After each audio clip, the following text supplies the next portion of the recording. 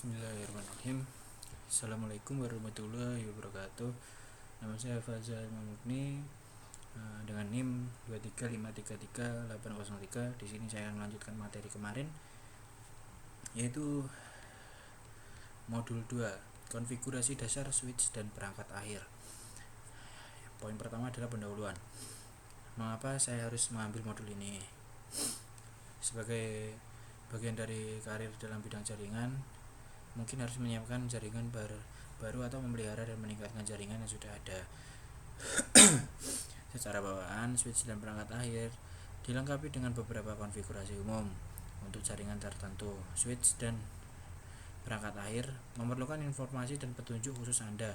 Dalam modul ini kita akan mempelajari cara mengakses perangkat jaringan Cisco iOS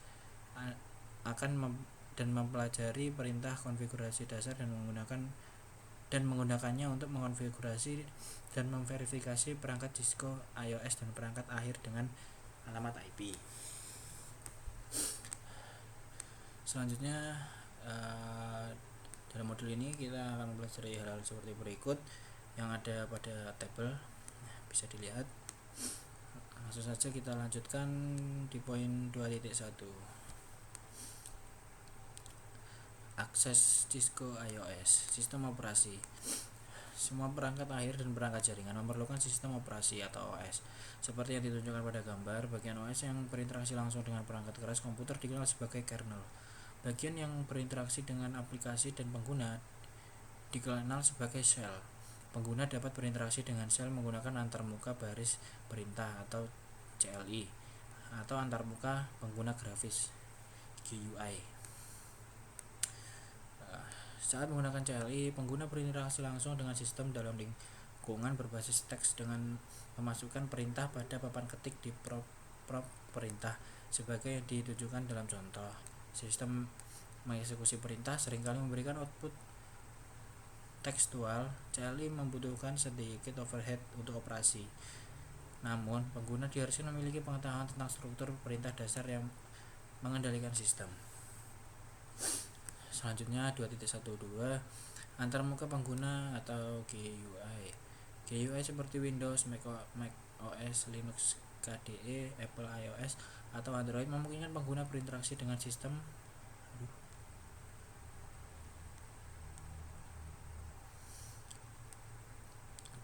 Kita lanjutkan.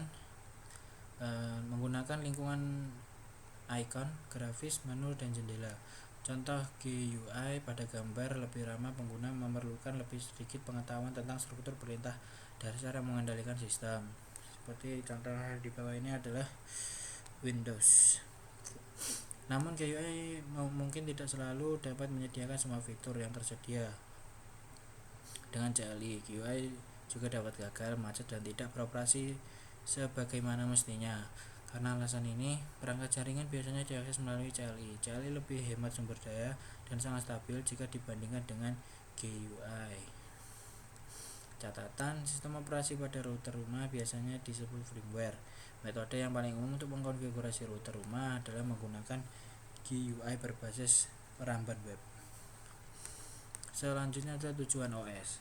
Sistem operasi jaringan mirip seperti operasi PC. Melalui GUI, sistem operasi PC memungkinkan pengguna untuk melakukan hal berikut. Yang pertama yaitu gunakan mouse untuk membuat pilihan dan menjalankan program.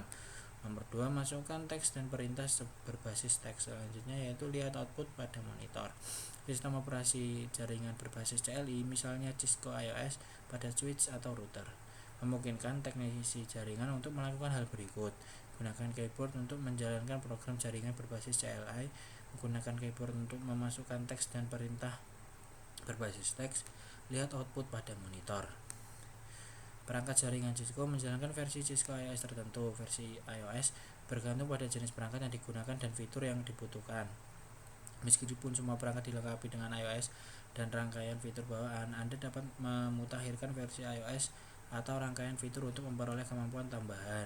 Contohnya seperti gambar berikut.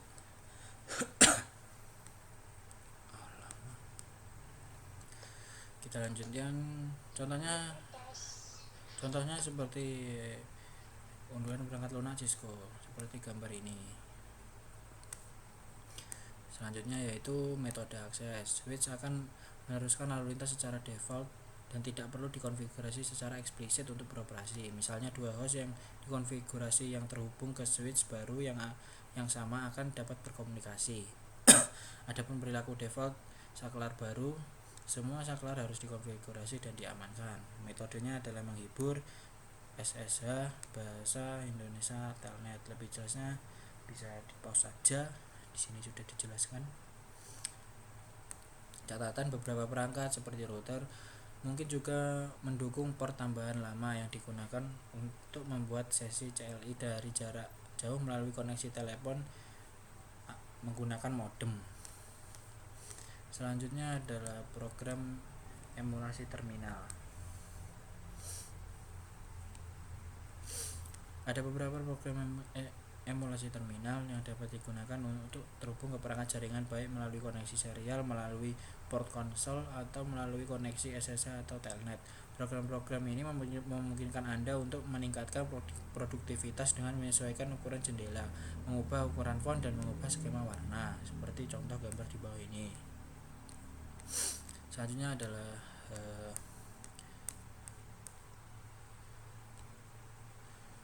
2.2 yaitu navigasi iOS.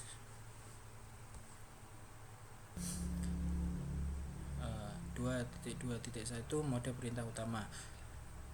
Pada topik sebelumnya Anda telah mempelajari bahwa semua perangkat jaringan memerlukan OS dan dapat dikonfigurasi menggunakan CLI atau GUI. Menggunakan CLI dapat memberikan kontrol dan fleksibilitas yang lebih tepat pada administrator jaringan daripada menggunakan GUI.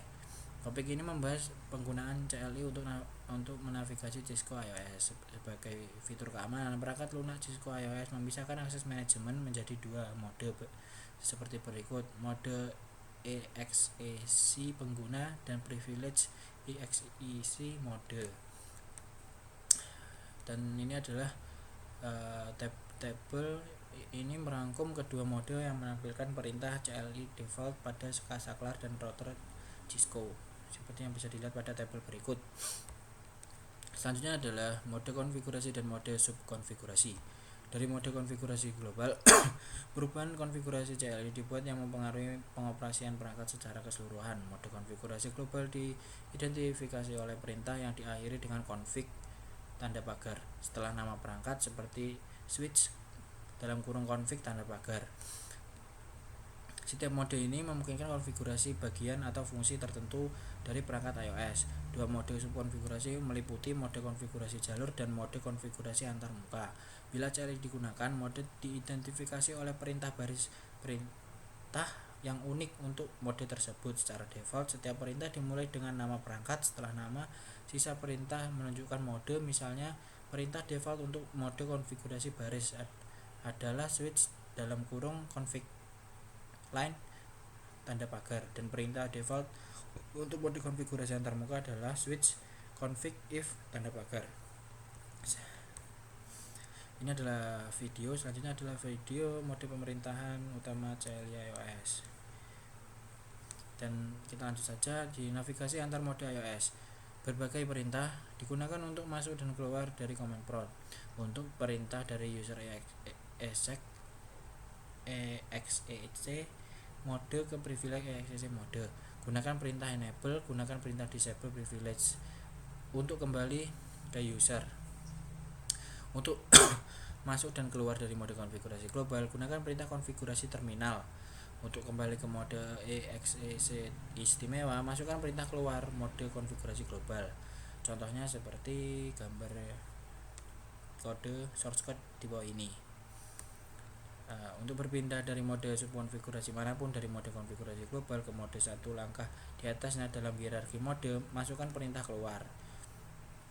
Untuk berpindah dari mode subkonfigurasi ke mode EXEC istimewa, masukkan perintah akhir atau masukkan kombinasi tombol Ctrl+Z seperti gambar di sini. Anda juga dapat berpindah langsung dari satu mode subkonfigurasi ke mode lainnya. Contohnya seperti di bawah ini. Selanjutnya adalah catatan tentang aktivitas pemeriksaan sintaksis. Saat Anda mempelajari cara mengubah konfigurasi perangkat, Anda mungkin ingin memulainya di lingkungan